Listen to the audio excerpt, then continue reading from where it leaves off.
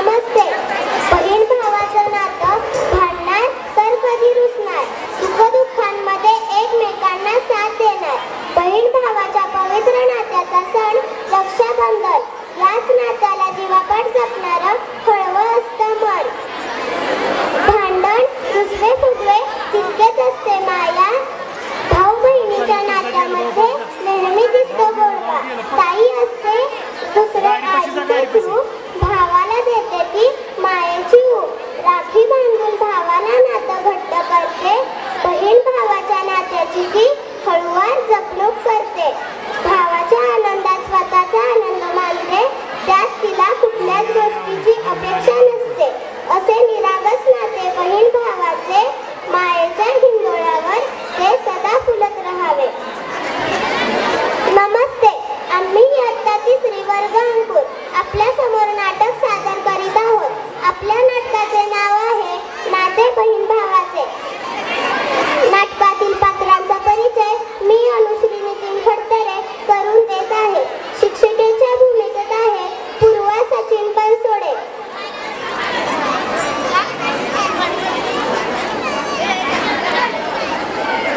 विद्यार्थ्यांच्या भूमिकेत आहे स्वरा सुनील वाघमोडे,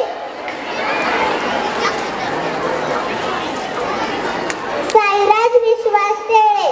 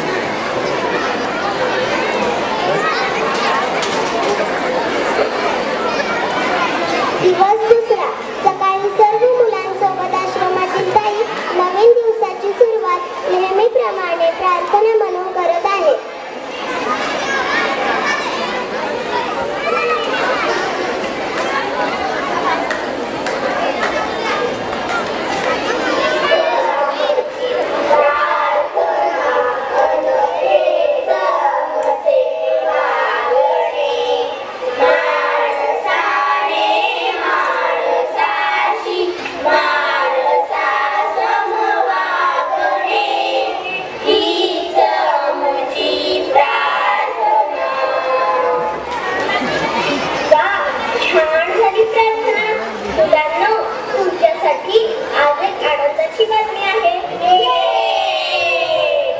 अरे ऐका तरी, आज आपल्या अनाथ आश्रमाला एक छान देणगीदार मिळाले आहे. म्हणजे उद्यापासून आपल्याला भात नाही, पोळी भाजी पण खायला मिळणार. लई दिवस झाला गोड काय खाल्लंच नाही. गुलाबजामुन नाही तर खीर पाहिजे म्हणजे पाहिजे. मिळणार मिळणार सगळं मिळणार. पण तुमच्यासाठी अजून एक आनंदाची बातमी आहे. आता काय आपल्याला देणगीदार सहलीला नेणार काय राणीच्या बागेत?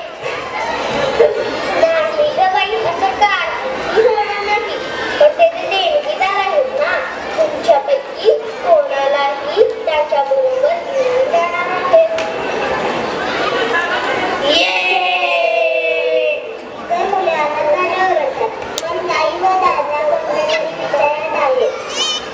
चला मी येते, पण तुम्ही तयार राहा. ते जे विचारतील त्याची अचूक उत्तरे द्या. जो कोणी त्याच्याबरोबर जाईल त्याचं आयुष्य सुखकर होईल. आले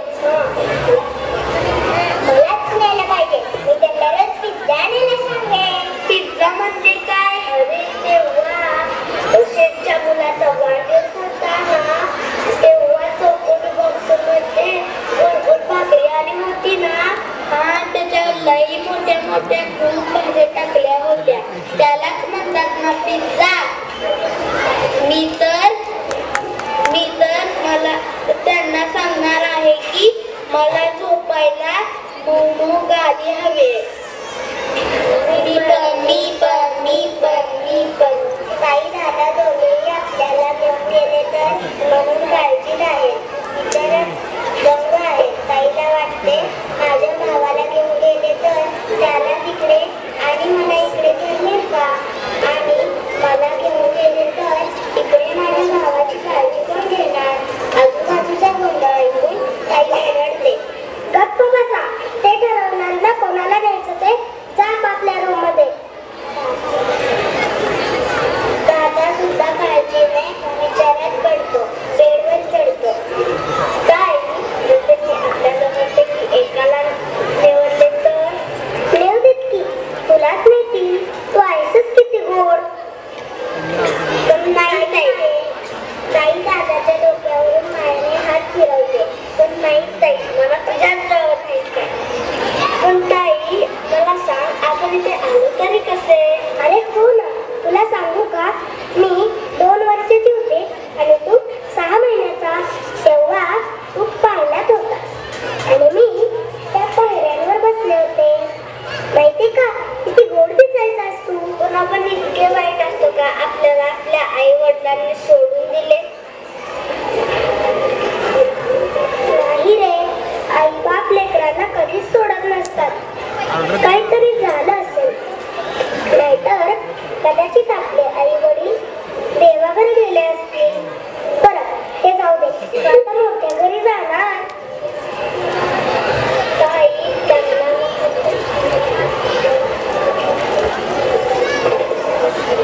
आणि ताई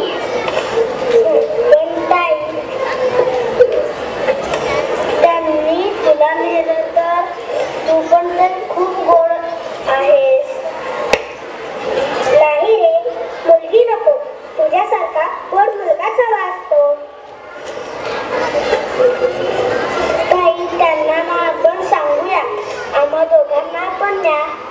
आम्ही बहीण-भाऊ आहोत. वाटल्यास आम्ही घराची सगळी कामे करू. मी भांडी धुणं करेन, तू झाडू फरशी कर. अरे वेड्या, कामाला नाही देत ते. ज्यांना होत नाहीत ते लोक आपल्यासारखी अनाथ लेकरं नेऊन त्यांची आईबाप होण्याची इच्छा पूर्ण करतात. म्हणून म्हणते, त्यांनी तुला नेलं तर जा, तुला छान छान